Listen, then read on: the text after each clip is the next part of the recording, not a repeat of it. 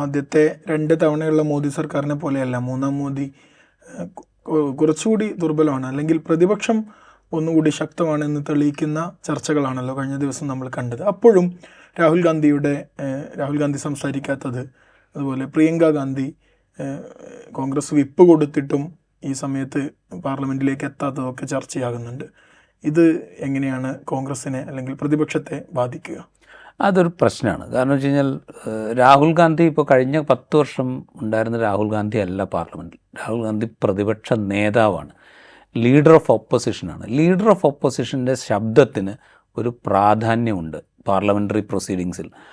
ആ പ്രാധാന്യം ഉൾക്കൊണ്ടുകൊണ്ട് ഇതുപോലെ സുപ്രധാനമായൊരു വിഷയത്തിൽ സംസാരിക്കുക എന്നുള്ള ഉത്തരവാദിത്വം അദ്ദേഹം നിറവേറ്റേണ്ടതായിരുന്നു. ഈ വഖഫ് നിയമ ഭേദഗതിക്കെതിരെ രാഹുൽ ഗാന്ധി സംസാരിച്ചിട്ടുണ്ട്, അതിൽ തർക്കമൊന്നുമില്ല. കോൺഗ്രസിൻ്റെ പൊസിഷൻ അതിനെ എതിർക്കുക എന്നുള്ളത് തന്നെയാണ്, അതിലും തർക്കമില്ല. പാർലമെൻറ്റിന് പുറത്ത് രാഹുൽ ഗാന്ധി കൃത്യമായിട്ട് സ്റ്റാൻഡ് പറഞ്ഞിട്ടുണ്ട്. ഈ നിയമ ഭേദഗതി രാജ്യത്തെ ന്യൂനപക്ഷ അവകാശങ്ങൾക്ക് മേലുള്ള കടന്നുകയറ്റമാണ് എന്നുള്ള പൊസിഷൻ രാഹുൽ ഗാന്ധി പാർലമെൻറ്റിന് പുറത്ത് പറഞ്ഞിട്ടുണ്ട്, അതിൽ തർക്കമൊന്നുമില്ല. പക്ഷെ അത് പാർലമെൻറ്റിനകത്ത് പറയണമായിരുന്നു, പ്രതിപക്ഷ നേതാവ് എന്നുള്ള നിലയിൽ പറയണമായിരുന്നു. അത് രാജ്യത്തെ ജനങ്ങളെ മാത്രം ഉദ്ദേശിച്ച് പറയുന്ന കാര്യമല്ല.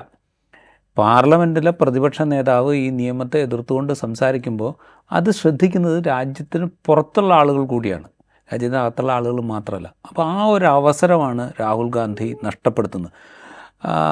അത് മാത്രമല്ല, ഈ നിയമത്തെ എതിർക്കുന്ന മതനിരപേക്ഷ ജനാധിപത്യ സമ്പ്രദായത്തിൽ വിശ്വസിക്കുന്ന ജനങ്ങൾക്ക് മുഴുവൻ കുറേ കൂടെ ഒരു ആത്മവിശ്വാസം നൽകുന്നൊരു പ്രവൃത്തിയാകുമായിരുന്നു അദ്ദേഹം പാർലമെൻറ്റിനുള്ളിൽ സംസാരിക്കുകയാണെങ്കിൽ. വളരെ ഇതിൻ്റെ ദോഷവശങ്ങൾ ചൂണ്ടിക്കാണിച്ചുകൊണ്ട് ഇതൊരു രാജ്യത്തിൻ്റെ ജനാധിപത്യ സമ്പ്രദായത്തെ എങ്ങനെയാണ് ദുർബലപ്പെടുത്തുന്നതെന്ന് ചൂണ്ടിക്കാണിച്ചുകൊണ്ട് സംസാരിക്കുകയായിരുന്നെങ്കിൽ ഇതിനൊപ്പം നിൽക്കുന്ന മനുഷ്യരുടെ ആത്മവീര്യം കുറെ കൂടെ വർദ്ധിപ്പിക്കുന്ന ഒരു സംഗതിയായി മാറുമായിരുന്നു.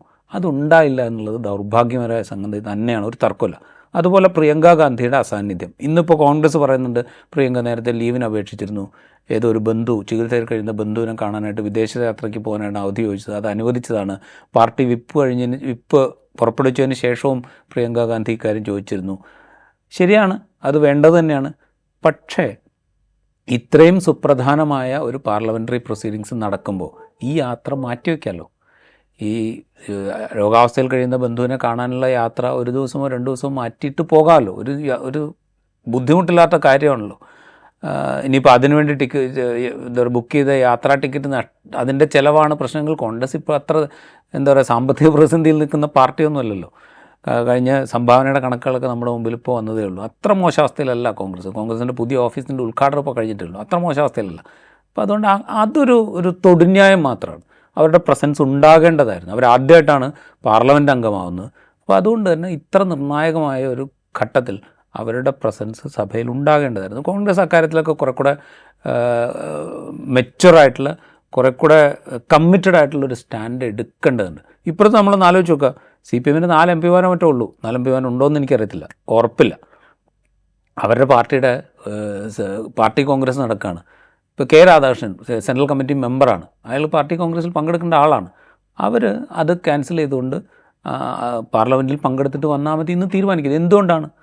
അത് ഞങ്ങളുടെ ഉത്തരവാദിത്തമാണ്, ഇത് രേഖപ്പെടുത്തുക, ഇതിനോടുള്ള പ്രതിഷേധം രേഖപ്പെടുത്തുക എന്നുള്ളത് ഞങ്ങളുടെ ഉത്തരവാദിത്തമാണ് എന്ന് ആ പാർട്ടിക്ക് പൂർണ്ണമായ ബോധ്യമുള്ളതുകൊണ്ടാണ്. ആ ബോധ്യമാണ് രാഹുൽ ഗാന്ധിക്ക് മിസ് ചെയ്യുന്നത്, അല്ലെങ്കിൽ പ്രിയങ്ക ഗാന്ധിക്ക് മിസ് ചെയ്യുന്നത്. അത് ഒരു പ്രതിപക്ഷം ഐക്യത്തെ സംബന്ധിച്ച് അത്ര പോസിറ്റീവായ ഒരു കാര്യമാണെന്ന് എനിക്ക് തോന്നുന്നില്ല.